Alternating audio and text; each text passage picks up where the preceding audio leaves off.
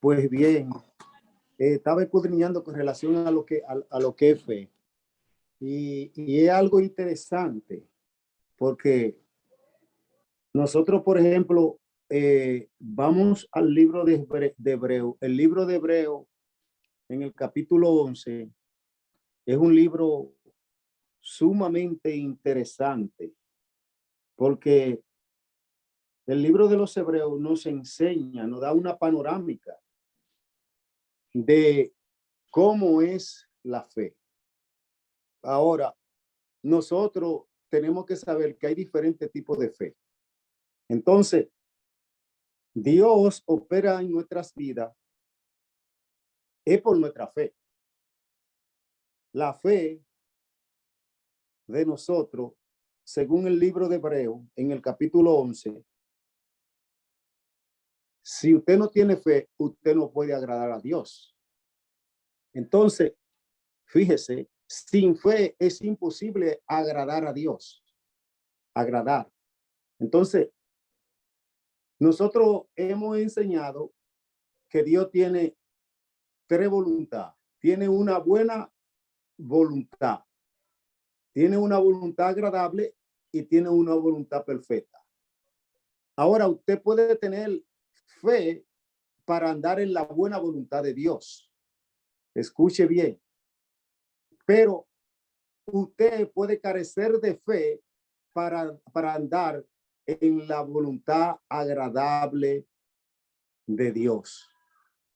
Parece algo contradictorio, pero no es contradictorio.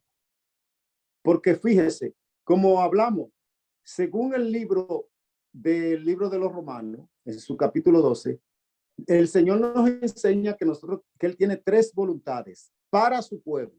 Tiene una buena voluntad, tiene una voluntad agradable y tiene una voluntad perfecta.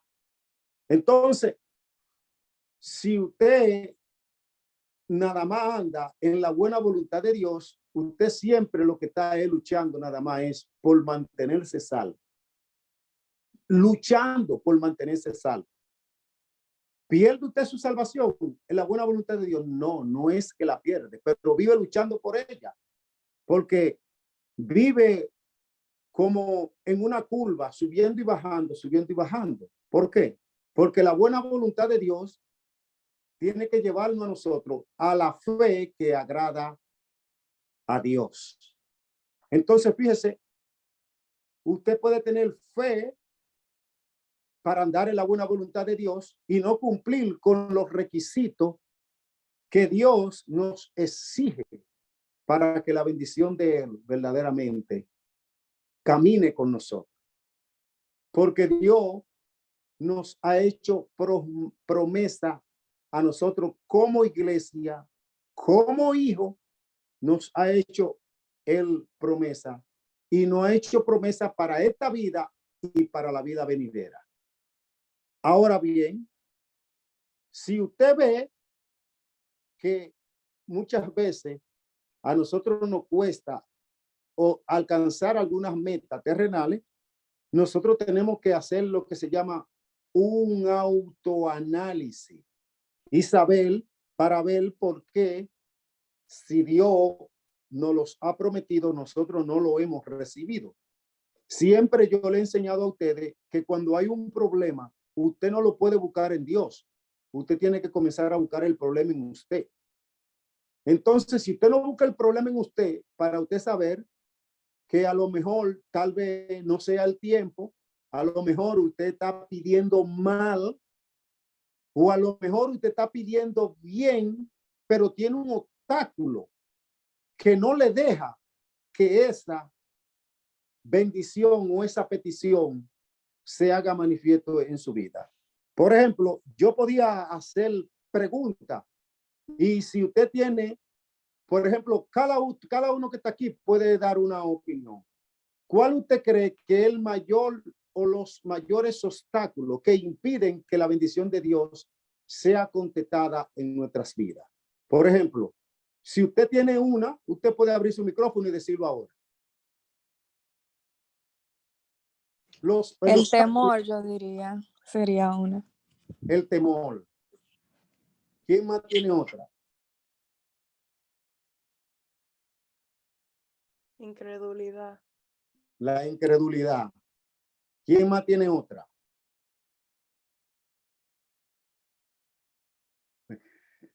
Todas son verdaderas.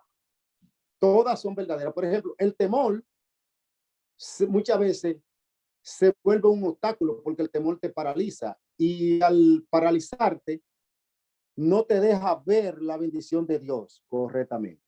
Todo eso es así. Pero hoy nosotros vamos a escudriñar la palabra porque usted muchas veces puede orar correctamente y usted puede tener la fe suficiente para recibir una petición de parte de Dios en su vida. Pero muchas veces usted tiene un obstáculo y hay un obstáculo grande que si usted tiene un obstáculo de esa índole, por más que usted ore y por más que usted crea, la bendición de Dios no viene. No viene. No viene. ¿Te ve? Entonces, nosotros tenemos que caminar en eso. Entonces, vamos al libro de los Hebreos, en el capítulo 11. Nosotros vamos a leer los primeros 6 versos de este libro. Aunque nuestra enseñanza hoy se va a basar en fe, estamos utilizando el libro de los Hebreos como primicia, como punto de iniciación. Por ejemplo, dice el libro de los Hebreos, es pues la fe, la certeza de lo que se espera. Entonces, fíjese, le está hablando una afirmación de lo que es fe. Usted puede tener certeza de algo que usted está esperando y eso es fe. Entonces dice la convicción de lo que no se ve. Usted puede tener convicción de que lo que usted no está viendo, usted lo va a recibir. Y la Biblia dice que eso es fe. Entonces, mire, dice el verso 2, dice por ella, o sea, por tú tener certeza y por tú tener convicción, dice por ella alcanzaron buen testimonio los antiguos. Entonces, fíjese, lo primero es que ellos alcanzaron buen testimonio. Si usted va a los antiguos, en este mismo libro de los Hebreos, le comienza desde el primero que tuvo un tipo de fe y la manifestó delante de Dios, que fue Abel. Fíjese, no habla que Adán fue un hombre de fe. Adán no era un hombre de fe, porque si hubiese sido un hombre de fe, él no desobedece a Dios. Pero fíjese, aún en la naturaleza caída, Abel sí fue un hombre de fe, porque aún Abel, a pesar de tener la manifestación, la manifestación de la naturaleza caída, él, cuando se dirigió a Dios y cuando le presentó algo a Dios, le dio lo mejor y se lo dio a cambio de nada. Él, fíjese, él no era el primogénito, había algo establecido desde el principio con relación a la primogenitura. El primogénito era Caín y sin embargo dice que él lo mejor de la tierra que él labraba, él se lo sacrificó y se lo llevó como ofrenda a Dios. Y dice que él dejó un legado de fe con eso, aunque le costó la vida. Ese legado de fe que él tenía le costó la vida a él. Yo quiero que usted entienda que su hermano lo mató porque él ofreció lo mejor que él tenía para Dios. ¿Te entiende? Pues le voy a poner un ejemplo. Hay muchísimos cristianos que matan a los cristianos en las iglesias. Cuando usted comienza a buscar de Dios insistentemente y persistentemente, hay muchos cristianos que no buscan de Dios como usted lo está haciendo y lo comienzan a murmurar, lo comienzan a criticar y lo matan con la lengua. Abre un espacio. Si usted no está de acuerdo, diga, no estoy de acuerdo. Se vuelven Caín dentro de la iglesia, matan los Abel. Cuando usted le está dando lo mejor a Dios, muchas veces el otro en vez de darle lo mejor también, darle su mejor ofrenda a Dios, también le está trayendo una ofrenda a Dios, pero entonces comienza de envidioso, teniendo él lo mejor también para llevarlo a Dios. Y en vez de llevarle él lo mejor a Dios, lo que comienza a criticarle, a murmurar el hermano que está buscando de Dios, se pone a buscar la falla y los defectos que tiene ese hermano para tirárselo en cara. Usted no ha visto eso en la iglesia dentro del pueblo de Dios. Si usted no lo ha visto, bueno, sería yo el único que lo he visto ya. Y eso yo no lo he visto, no estoy hablando de la iglesia de nosotros, estoy hablando de términos generalizados. Si usted no está de acuerdo, levante la mano y diga, yo no estoy de acuerdo por esto, porque le dije que esto va a ser semi-interactivo, porque estamos hablando de fe. Dice que por ella alcanzaron buen testimonio los antiguos, el verso 2, dice, por la fe, oiga bien, por la fe entendemos, nosotros entendemos, dice la Biblia, haber sido constituido el universo por la palabra de Dios. De modo que lo que se ve fue hecho de lo que no se veía. O sea, por eso es que tan difícil para los escépticos poder creer que este mundo lo hizo un Dios invisible, creó todas estas cosas visibles. Es muy difícil que ellos lo puedan creer. ¿Por qué? Porque la fe que ellos tienen no es una fe buena, que no es una fe buena para Dios, no es una fe que agrada a Dios, ni es una fe perfecta delante de Dios, porque ellos tienen fe, pero en lo tangible.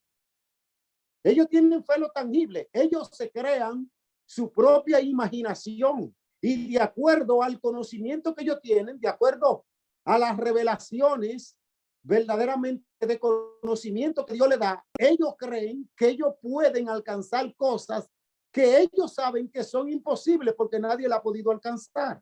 Usted no ve que la mayoría de los gobernantes que gobiernan el mundo, la mayoría son gente ya que pasan de los 50, 60 años.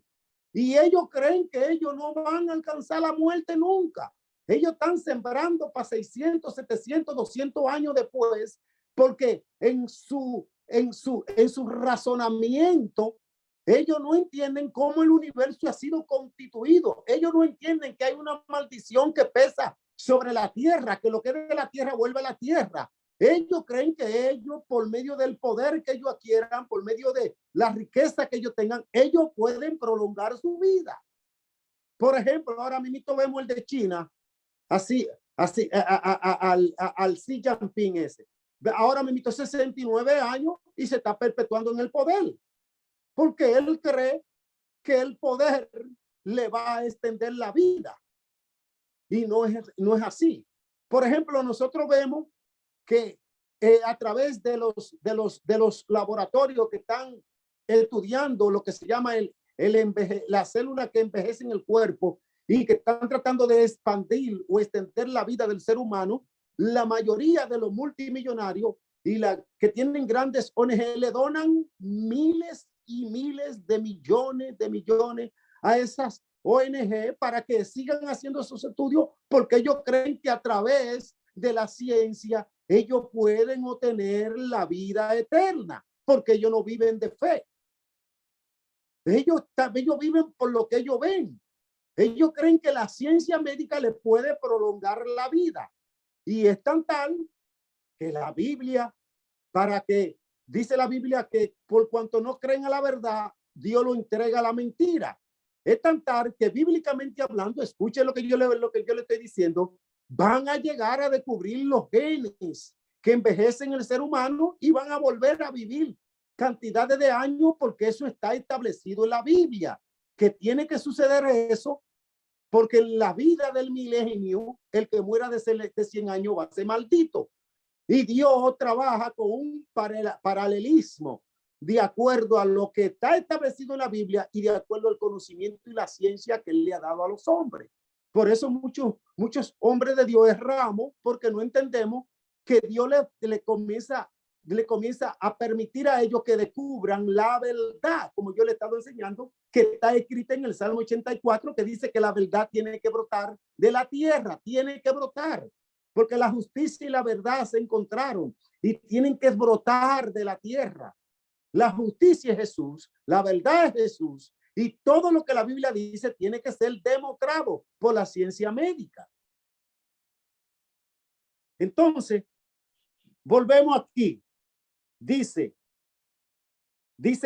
aquí entonces, del verso 4 en adelante, dice, por la fe, como hablamos, dice, Abel ofreció a Dios más excelente sacrificio que Caín. Nótese, la ofrenda de Abel fue un sacrificio. ¿Te ve? Entonces, ¿cómo tú te das cuenta que tú eres un hombre y una mujer de fe? Yo abro el telón. Díganme.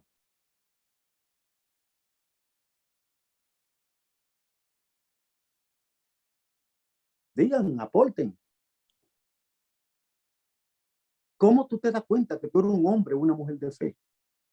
Aquí oiga lo que dice el verso 4. Dice, por la fe, Abel ofreció a Dios más excelente sacrificio que Caín.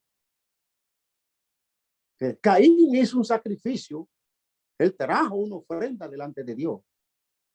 Pero la de Abel era excelente. ¿Por qué? Porque él tomó lo mejor.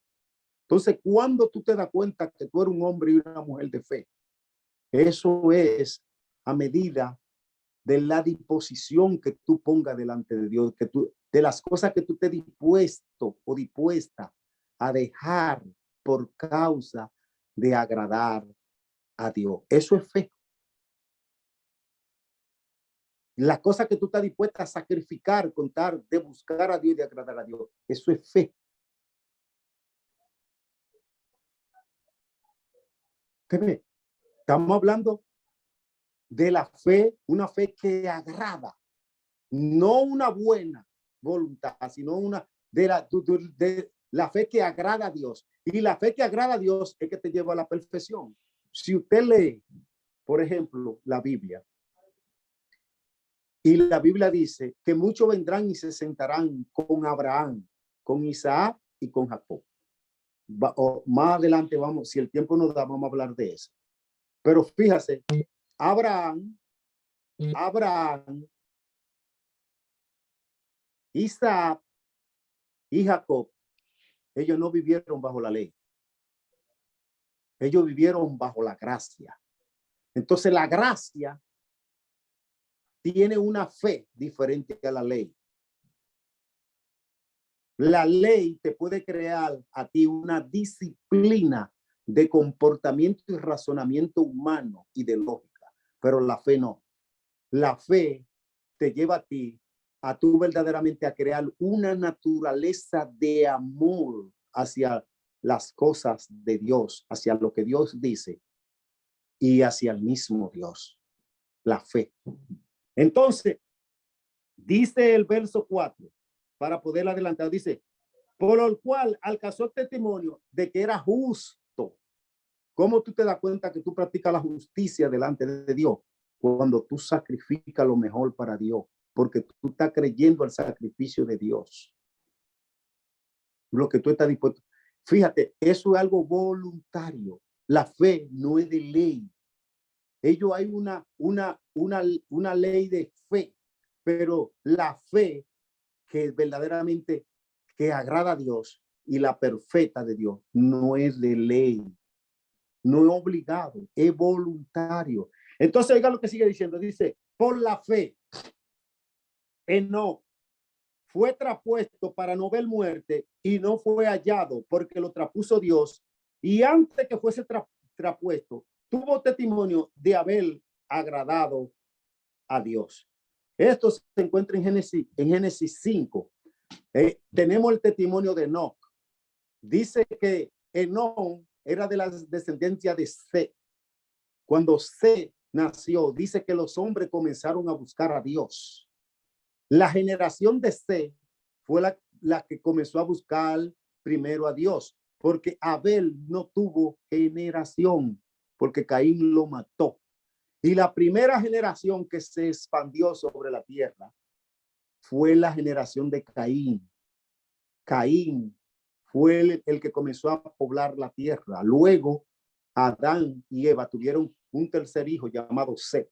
Y tuvo un hijo llamado Enoc. Y dice que fue el primero, porque fíjese, aún Noé desciende de Enoc. Y dice que comenzaron a buscar a Dios. Y él comenzó a buscar a Dios. Y cuando comenzó a buscar a Dios, fíjese, era tan de fe, fíjese, que Dios nos enseñó que él fue el primer hombre que Dios rató bíblicamente. Dice que lo trapuso Dios, se lo llevó Dios. Dice para no ver muerte. Fíjese, lo trapuso, se lo llevó para que no viera la muerte. ¿Por qué? Porque todavía no había venido la promesa, la simiente de Dios, que era Jesucristo. Y este hombre anduvo tanto en la voluntad que agradaba a Dios, que Dios lo que hizo fue que lo levantó y se lo llevó. Se lo llevó. Yo quiero que usted entienda que él va a reinar con Cristo. Él no va a reinar con Cristo. Abraham va a reinar con Cristo. Isaac va a reinar con Cristo. Jacob va a reinar con Cristo. Fíjese. De ahí para atrás hay un problema, que los que van a reinar con Cristo no son todos. Para reinar con Cristo, de ahí para abajo, exceptuando Moisés y su descendencia, ahí después yo le voy a dar una enseñanza con relación a eso, que si me meto en eso, ahí ahora es diferente, porque para reinar con Cristo hay que tener testimonio de que tú tenías una vida verdaderamente en la antigüedad, preparando, un corazón preparado para servirle a Cristo, si Cristo hubiese estado en tu tiempo en la tierra. Entonces, seguimos, dice aquí, que hasta aquí es que vamos a llegar, leyendo en esta cosa, dice, pero sin fe, te ve, fíjese, pero sin fe es imposible agradar a Dios,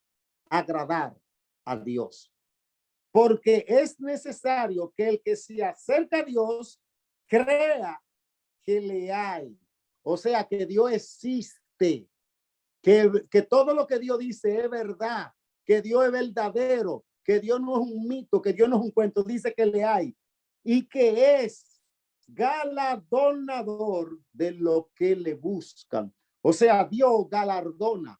O sea, en otra palabra, fíjese, Dios premia a lo que le buscan. Hoy en el cristianismo que nosotros vivimos en Occidente, cuando tú buscas a Dios desesperadamente, cuando tú estás delante de la presencia de Dios, cuando tú decides verdaderamente sacrificar, oiga bien, ofrendarle tu vida a Dios dentro del movimiento ecuménico que nosotros tenemos, dicen que eso es una pérdida de tiempo. ¿Por qué? Porque el humanismo se ha metido dentro del cristianismo y ha querido crear un paralelismo.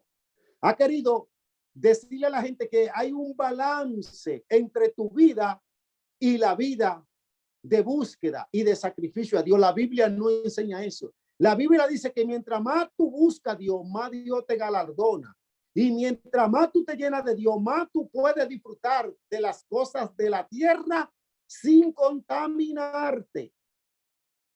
Sin contaminarte. Porque tú vas a dejar de vivir para otro y vas a comenzar a vivir para Dios y para ti.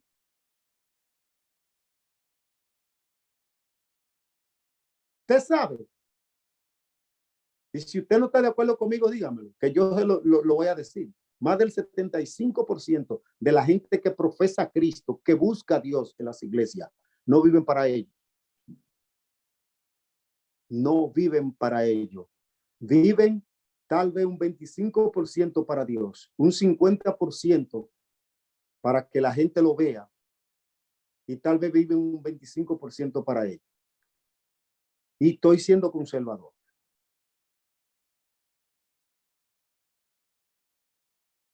No sé si usted me está entendiendo.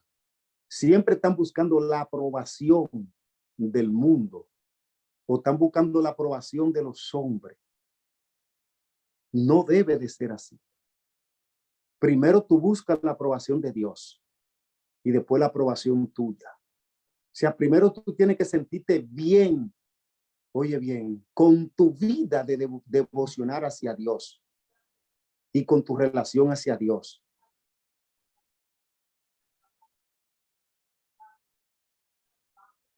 Si no me están entendiendo, levanten la mano. Entonces, ¿cómo Dios nos enseña lo que es una vida de fe verdaderamente? ¿Por qué podemos decir, escuche bien, dónde vamos a entrar? Porque vamos a entrar en un territorio que aparentemente es espinoso. ¿Cómo puede ser que hayan personas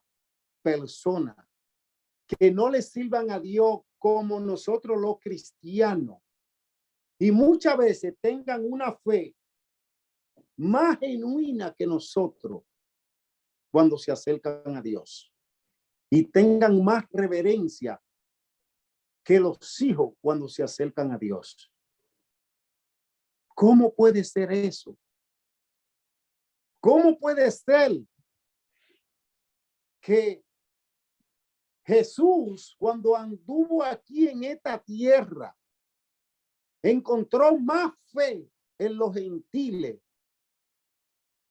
que en los israelitas, incluyendo todos sus apóstoles que le cogió? Yo le puedo decir a usted que bíblicamente el centurión, oiga bien, el centurión que habla la Biblia en el capítulo 8 del libro de Mateo, tenía más fe que todos los apóstoles juntos del Señor. Todo. Si usted no está de acuerdo, dígame cómo va a ser. Que todos juntos tenía más fe. Oiga, la mujer sirofenicia, que no era tampoco judía, que habla la Biblia en el capítulo 15 del libro de Mateo, también, que se acercó a Jesús por una necesidad de una hija endemoniada, tenía más fe que todos los apóstoles y todo el que seguía a Jesús. Tenía más fe. Más fe. Fíjese. Tenía una fe genuina que verdaderamente movió el corazón de Dios. Y me voy todavía más lejos. El centurión no solamente tenía una fe mayor que las de los discípulos y que la de los apóstoles, sino que tenía una vida de devoción hacia el Dios verdadero, más que todito ellos, conociendo ellos la ley y la Torá, siendo un extranjero. Para que usted vea. Entonces, muchas veces nosotros decimos, yo tengo fe, pero la fe significa paciencia. Entonces tú no puedes decir que tienes fe si eres impaciente en las cosas que le está pidiendo a Dios. Tú se la puedes estar pidiendo con fe, pero en realidad, aunque tú se la pidas con fe, muchas veces no la vas a recibir porque no tiene la paciencia. Y la paciencia es una de las ramas de la virtud del hombre y la mujer de fe. Paciencia. Otra rama de la persona de fe se llama el conocimiento. El conocimiento. Entonces, fíjese, el conocimiento se vuelve poder. ¿Por qué? Porque mucha gente tiene fe para que Dios verdaderamente le haga un milagro y Dios no se lo hace.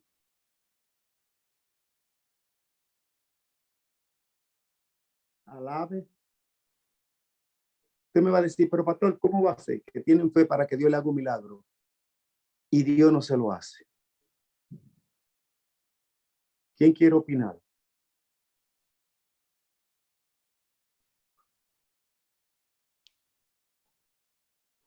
Entonces, vamos a llegar al punto. En primer lugar, vamos al libro de San Mateo. San Mateo. capítulo 8. Por favor, búsquenlo. Todo el que tiene Biblia, por favor, búsquelo. Todo el que tiene Biblia.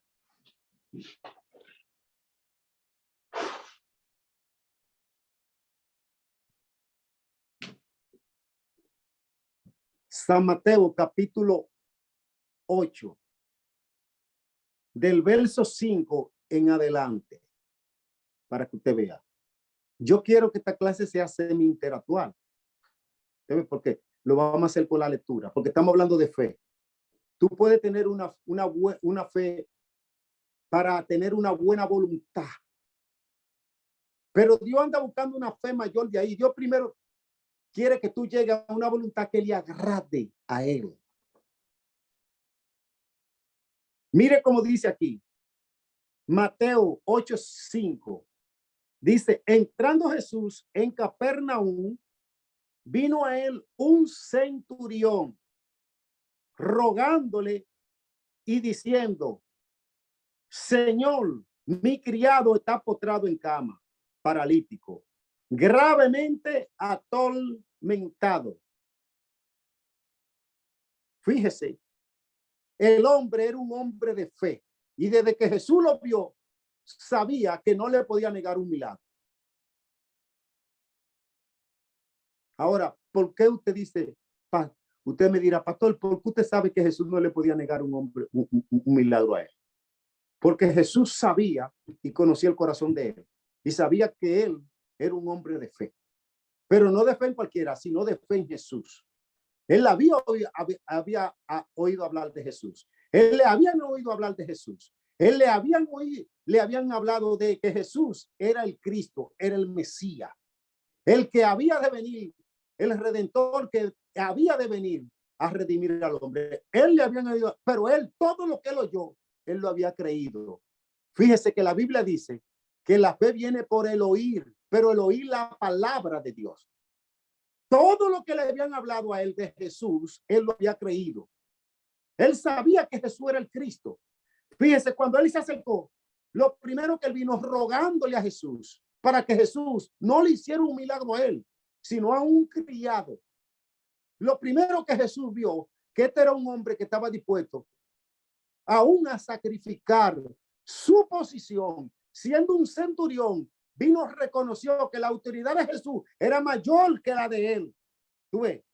Y vino a rogarle a Jesús, siendo él un comandante, un jefe, un gobernante romano. Y le rogó a Jesús, porque sabía que Jesús tenía una autoridad mayor que la de él. Entonces Jesús no le podía negar el milagro. Y dice, aquí dice, que y Jesús le dijo, yo iré y lo sanaré. Este hombre tenía un concepto tan claro de quién era Jesús, que ninguno de sus discípulos, ni los apóstoles que Jesús había cogido, que estaban con él, lo tenían. Lo primero que él le dije, mire lo que él le dice. Respondió al centurión y le dijo, Señor, no soy digno de que entre bajo mi techo. Oye, él reconoció que Jesús era el ungido de Jehová. Él le dijo, yo no soy digno. Yo soy un hombre que estoy al frente de una compañía de hombres. Y muchas veces me ordenan que yo haga cosas que yo no debo de hacer y tengo que hacerlas porque tengo que cumplir con una responsabilidad.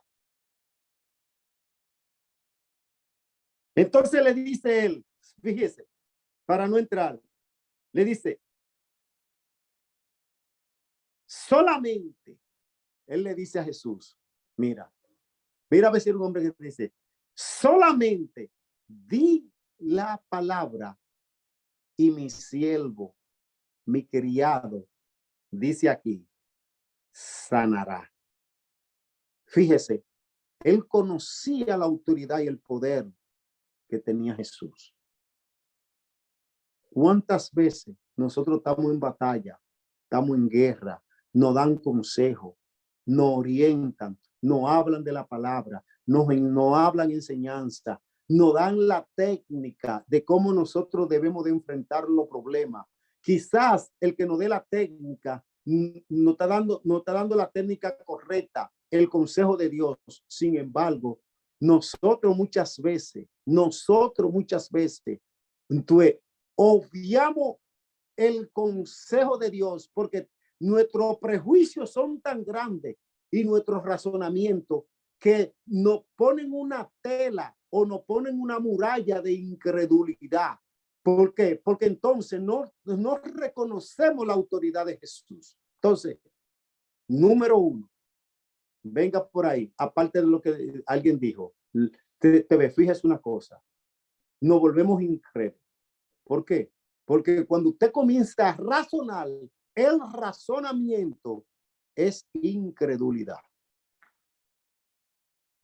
No es que usted no sepa verdaderamente que usted ignore el problema, pero cuando usted razona, recuérdese lo que leímos, que por la fe nosotros hemos creído que el universo fue constituido. Usted no sabe cómo el universo fue hecho.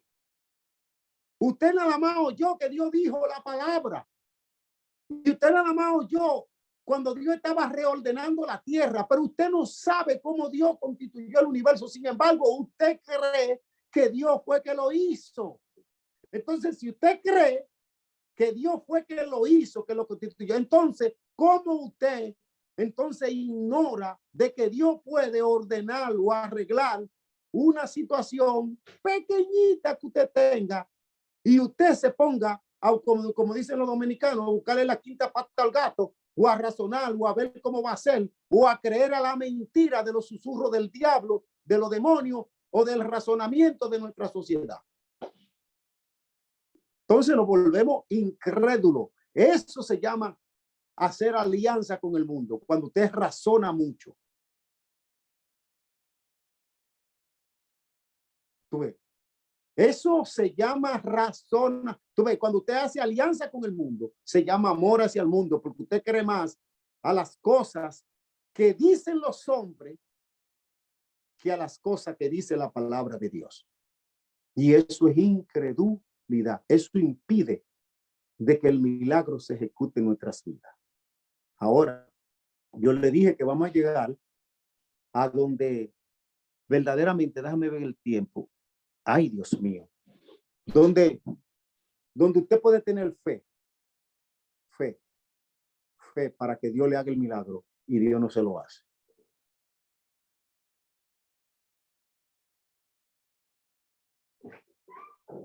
Usted me va a decir, pero ¿cómo? Fe. Fíjese, Jesús le dijo, este hombre le dijo a Jesús, le dijo algo, porque en el verso 9, él le dijo, porque yo también soy hombre bajo autoridad y tengo bajo mis órdenes soldados, y digo a este, ve y va, y al otro, ven y viene, y a mi siervo, a esto y lo hace. Fíjese, cuando él le dijo eso, él estaba reconociendo algo que aún los discípulos, los judíos, viendo toda la sanidad, viendo todos los milagros, viendo toda la liberación que Jesús estaba haciendo, lo ponían en tela de juicio, porque decían, no, esto como que está como raro, esto como que no está como yo quiero que esté, porque yo voy a acomodar esto, porque la Torá dice, pero también, cuidarse por el príncipe de la Moca, cuidarse. Comenzaron, tú ves, a rechazar a Jesús, pero él no, él sabía que Jesús era un hombre que tenía toda la autoridad del Padre para sanar, para libertar a los cautivos. Él creía a Isaías 61.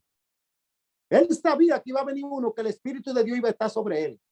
Y él había oído que Jesús en el templo, cuando leyó esa escritura, dijo, hoy se ha cumplido eso aquí. Hoy la autoridad, el que el Espíritu Santo ha ungido para eso soy yo. Y él lo creyó. Los otros siempre, aunque estaban oyendo a Jesús, pero estaban razonando. Entonces dice, mire lo que dice así. Al oír Jesús se maravilló. Oiga, Jesús se maravilló de este hombre y dijo a los que le seguían, de cierto os digo que ni aún en Israel he hallado tanta fe. En Israel, en los hijos, no he hallado fe como la que tiene este hombre. Era un centurión romano, pero era un hombre que reconocía a Jesús como lo que Jesús es. Era un hombre que Jesús no le podía negar un milagro. Ni siquiera le permitió a Jesús que entrara en su casa porque él sabía que él no era digno. Y él lo único que le dijo, di la palabra. Entonces dice aquí, y os digo, mire lo que dice Jesús, que vendrán muchos del oriente y del occidente y se sentarán con Abraham e Isaac y Jacob en el reino de los cielos. Pero lo que más me entristece a mí es lo que Jesús dice aquí. Es algo para uno ponerse triste, hermano y hermana. Dice más, los hijos del reino, que somos nosotros. Todos nosotros somos los hijos del reino. Dice más, los hijos del reino serán echados a la tiniebla de afuera. Allí será el lloro y el crujir de dientes. Ahora, ¿cuáles son los hijos del reino que van a ser echados fuera? Y será el lloro y el crujir de dientes. Jesús está diciendo los hijos del reino, lo que debemos de heredar del reino. ¿Alguien puede aportar algo?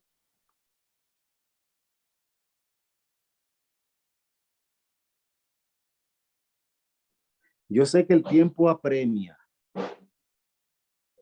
Bueno, pero no podemos dejar las cosas ahí. Amén. Vamos a buscar en nuestra Biblia,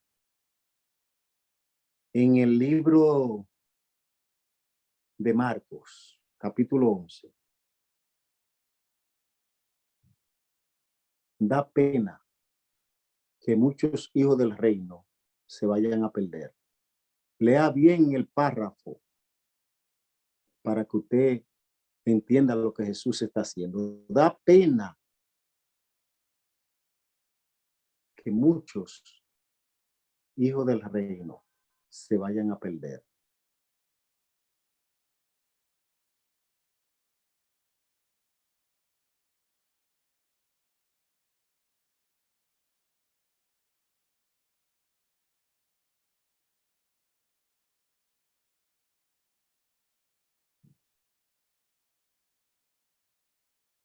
¿Alguien quiere opinar o decir algo?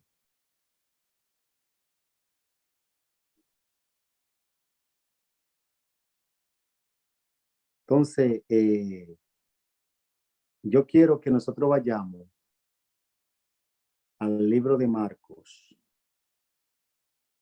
Al libro de Marcos, por favor, si todo lo tengamos, para yo aclararle esto, porque no lo voy a dejar en el aire con esto. Marcos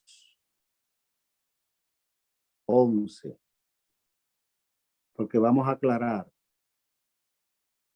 esto, porque ¿cuáles son los hijos del reino que corren el riesgo de perderse? Marcos 11, vamos por causa del tiempo. Vamos a ir al verso 22. 11:22. Por causa del tiempo. Amén. Fíjese, usted sabe que Jesús pasó del verso 20. Él había maldecido una higuera. Usted sabe que la higuera representa el pueblo de Israel. Pero ¿por qué él maldijo la higuera? Porque la higuera no daba fruto. ¿Usted ve? Pero estamos hablando del pueblo de Israel, lo que debían de ser los herederos del reino. El pueblo de Israel debía de ser los herederos del reino. Entonces, él maldijo la higuera. ¿Por qué? Porque él fue a buscar el fruto y no lo encontró. Porque estamos hablando de fe. ¿Usted ve? Entonces, mire lo que dice aquí. El verso 22 dice, respondiendo Jesús le dijo, tened fe en Dios. Fíjese, porque de cierto os digo que cualquiera que dijere a este monte, quítate y échate en el mar, y no dudas en su corazón, si no creyere que será hecho, lo que diga, le será hecho. Lo primero que Jesús está estableciendo un principio, que si tú verdaderamente crees a Dios, y todo lo que tú digas y todo lo que tú pidas, Dios lo va a hacer en tu vida.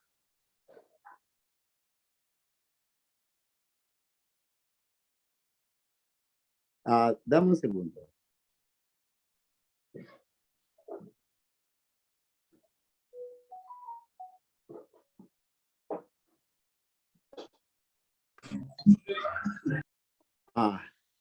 Bueno, entonces, fíjese, vamos a seguir leyendo lo que dice la Biblia.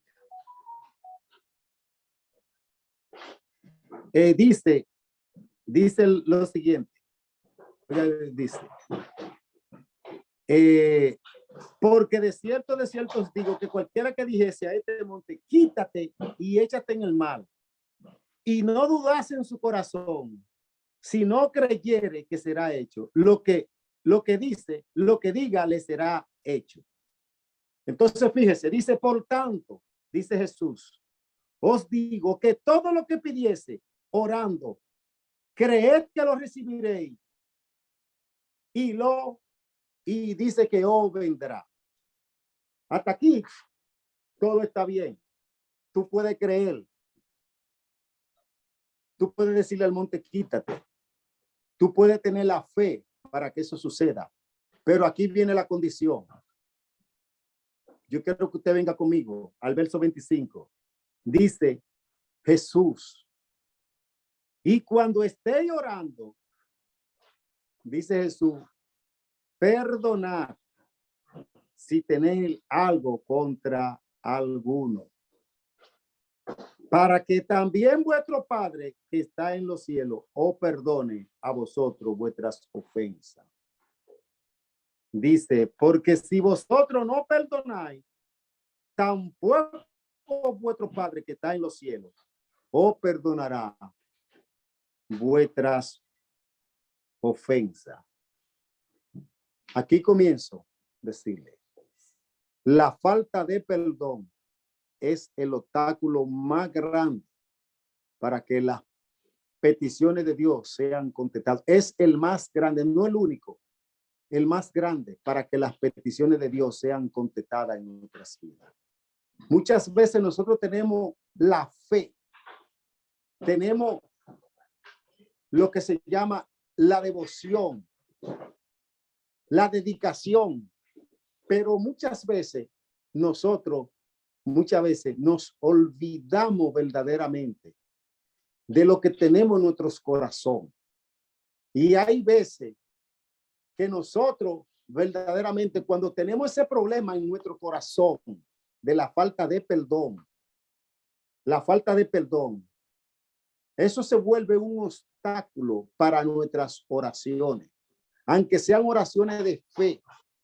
Usted puede ser un hombre y una mujer de fe, pero si su corazón está lleno de amargura, lleno de rencor, lleno de resentimiento, lleno de odio, lleno de contienda, lleno de disensión, entonces su corazón no está preparado para que Jesús le haga un milagro, para que Jesús lo visite, para que Jesús le responda a su oración, aunque usted sea parte del cuerpo integral de Cristo, que usted sea parte de la iglesia, que usted sea parte de los hijos.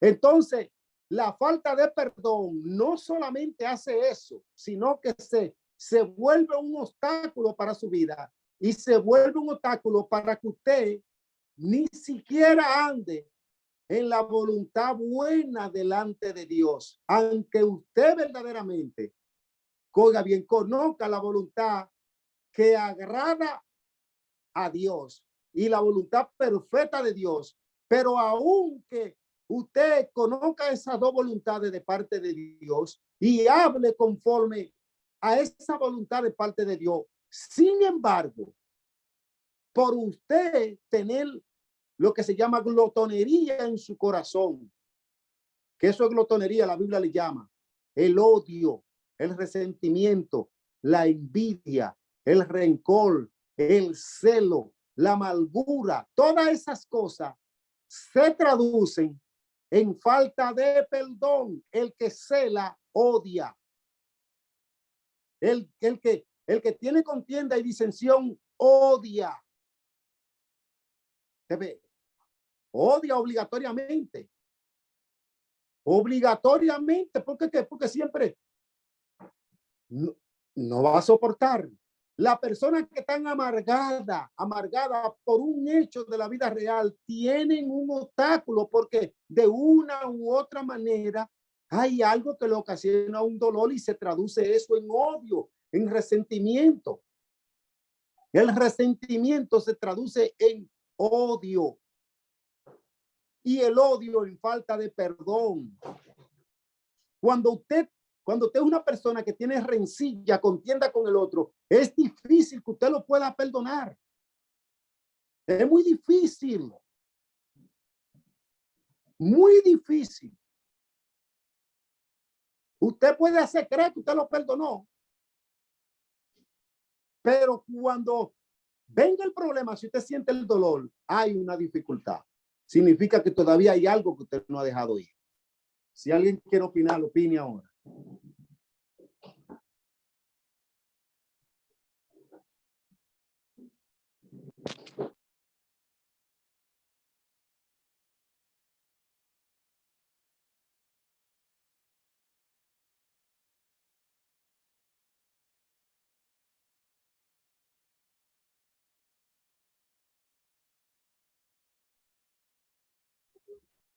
No se escucha, pastor, se puso mudo.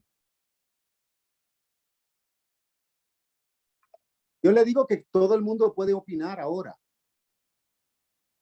Es que cualquiera que quiere dar una opinión la puede dar con relación a lo que estamos diciendo, pues yo le dije que tú eras semi-interactual. Si usted tiene algún comentario, usted lo puede hacer. Usted puede ser un hombre o una mujer de fe. Usted puede ser una mujer de altar. Usted puede ser una persona que busca a Dios de todo corazón. Pero si usted es una persona que tiene falta de perdón, eso le puede robar hasta su salvación. La falta de perdón tiene muchísima gente que le servían a Dios en el infierno. Si usted no lo sabía. Nadie quiere decir la verdad, pero esa es la verdad. Nosotros tenemos que estar dispuestos a perdonar lo que sea. No importa el agravio que el otro no haya hecho. Es que el Señor dice que tenemos que perdonar. Yo siempre le he enseñado que perdonar, usted puede ser manso, pero no menso. Yo he perdonado a muchísima gente que me han herido y me han levantado falsos testimonios, me han dicho muchísimas cosas. Y yo lo he perdonado y oro insistentemente delante de ellos. Pero como yo le digo, yo lo perdoné, pero yo lo quiero a 2,000 kilómetros de mí lo más cerca. O a 10,000. 2,000 es muy chino. Porque usted puede ser manso, pero no menso. Porque una cosa es usted perdonar y tener una reconciliación con alguien que reconozca que cometió una falta, pero si usted perdonó a alguien y esa persona no reconoce que cometió una falta y todo el tiempo está usted tiene que soltarlo en banda.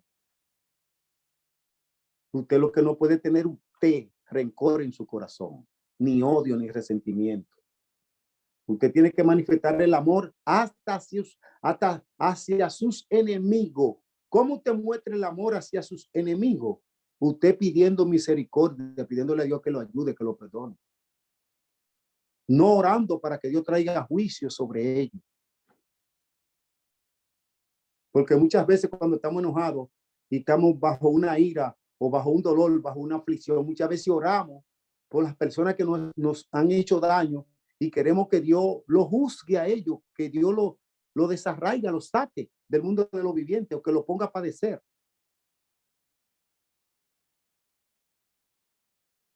Entonces, usted puede ser una mujer y un hombre de Dios, pero si a usted hace eso, usted lo está haciendo mal y eso le puede robar el don más preciado que Dios le ha dado, que es la salvación.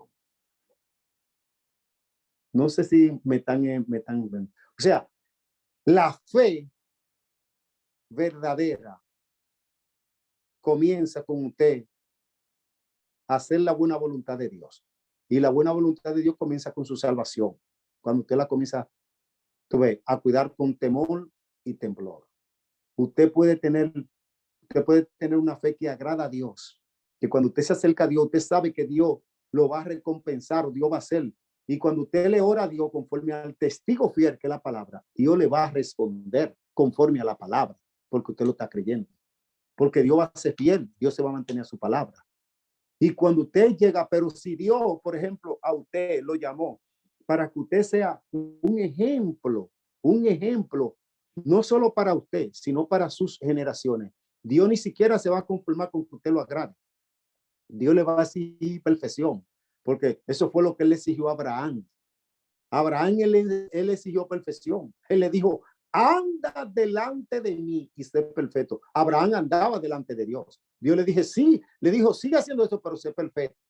Yo quiero que tú hagas el sacrificio perfecto. ¿Y cuál es el sacrificio perfecto? Ya no haga las cosas como los hombres. Eso es lo que se llama perfección. No hacer las cosas como los hombres, sino confiar en Dios. Puede creer que Job alcanzó la perfección en una área que era difícil, porque Job dijo esta palabra, aunque él me matare, en él esperaré. O sea, Dios le había hecho promesa, pero él sabía que aunque Dios lo matara, él sabía que Dios lo iba a levantar aún del polvo de la tierra. Sabía que Dios tenía poder para levantarlo. Dijo, él me puede matar, pero si él me va a matar, él me va a resucitar. Fíjese, Abraham se desesperó cuando la mujer que representa la parte débil del hombre lo comenzó a tosigar y a tosigar y a tosigar. Y le dijo, coge la criada. Él hizo la cosa como los hombres. Porque eso era parte de la cultura del tiempo cuando él vivía. ¿Y qué es lo que hizo? Hizo las cosas como hombre. Y ahí tiene el problema que se lo ha dejado hasta el día de hoy al pueblo de Israel. Aunque Dios lo utilizó como un ejemplo, como una metáfora de cómo son las cosas en el día de hoy. Pero imagínense, no era necesario tener un aguijón así. No era necesario tener un Ismael. Con un Esaú bataba.